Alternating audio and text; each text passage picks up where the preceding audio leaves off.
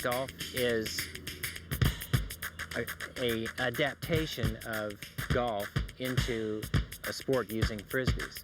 A lot of people ask me, do you take the Frisbee and hit it with a club? But actually, the strategy is the same. You want to try to get it to the target in as few throws as possible, like what we call ball golf. You hit the ball with as few strokes as possible. You're counting the number of throws it takes you to get to the goal. You start from a tee pad or a tee area, throw it down the fairway, get it close to the basket, and then put it in the basket. And so you count the number of throws as you go. So it's the same strategy. We play on 18-hole courses. The courses are kind of set up kind of similar to regular golf courses, but you can use a lot more variety of terrain. You can use wooded areas or areas with a lot more trees, because trees are a big advantage because that gives you more challenge. So then the accuracy of your shot is challenged, and you have to try to get around trees to get to the place you want to go. The target that you're aiming for is what we call a pole hole. It's not a hole in the ground, it's a pole with chains hanging from it, and you hit the chains and it drops into a basket or a catchment area. So if it hits the chains and bounces off and lands on the ground, it's no good. You have to stay in the target to complete the hole.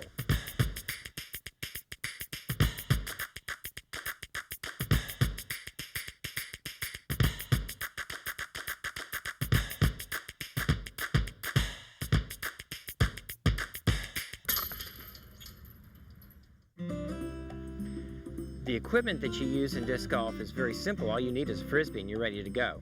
There are professional Frisbees, or what we call golf discs, that you can buy, and those are really getting to be regularly available in most sporting goods stores now. So that's something that will improve your game somewhat, because they're more aerodynamic and they can glide through the air faster and get farther on your shot. There are different types of discs depending on the shot that you want to make. So if you want a short putt, then you want a blunt disc that doesn't go very far but goes very straight. So that would be a really good thing to have for putting. Then if you have a chip shot and you want to make a real accurate short shot, but you want to be able to go around a tree, then you're using an approach disc. And then for your driver, you want to use the most aerodynamic, thinnest, sharpest disc that slices through the air and that's going to go really fast. And it may not be as controllable as the other kind, but you want to get the most distance you can, so that's going to be your driver. I think 20 years ago it was considered a game, and people were thinking, well, what's that? That's kind of a weird thing to do. But now there are over 10 million people playing disc golf. There is an international headquarters being built in Augusta, Georgia. There are 10,000 active members of the PDGA, which is the Professional Disc Golf Association. So it's really become established as a mainstream sport. Being a pediatrician, I'm very interested in how fitness and lifestyle affects children as they grow and then as they become adults.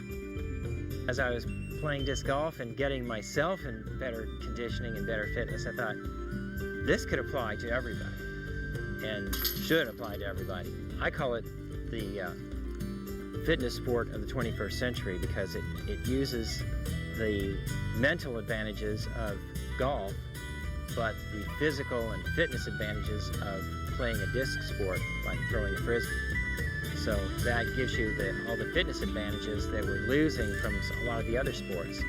A lot of sports that kids play in high school nowadays are what I call dead-end sports, because the day they graduate from high school, they never play football or baseball again, ever. And so this is a sport that we call lifetime fitness sport that you can continue playing for your entire lifetime. One thing that we in disc golf are very proud of the fact that our sport is eco-friendly. And when you go in and make a course, you don't bulldoze down trees and change the landscape. You can just come in and find natural fairways through the trees. I think it definitely is a family-friendly sport because you can play with people of all different levels and still have fun.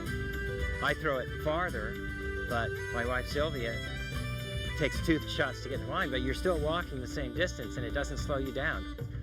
When Mark Twain made the quote about a good walk spoiled is a description of golf, I think that he was pretty much referring just to regular ball golf, and I think he would be very surprised. I think that that goes the opposite direction. From a good walk spoiled, it would be a good walk made much better.